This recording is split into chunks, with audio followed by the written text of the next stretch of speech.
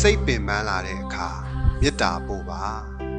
ဖရာတပည့်တော်ကိုအကျဉ်းချင်းပင်ပန်းဆင်းရဲအောင်ပြုလုပ်သူများလေဒီနေ့မှစပြီးအေးချမ်းနိုင်ပါစေဖရာတပည့်တော်ဒီလေဒီနေ့မှစပြီး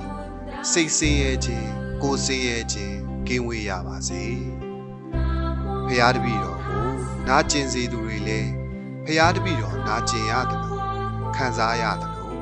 မနာကျင်ရပါစေနဲ့မခံစားရပါစေနဲ့ဖရာဒီနေ့ဒီအချိန်မှစပြီးလူစိတ်မရှိသောသူတွေနဲ့ဖရာတပည့်တော်မစုံစည်းရပါစေနဲ့ဖရာတပည့်တော်ဝမ်းနဲ့၍ကြသောမျက်ရည်များသည်လေ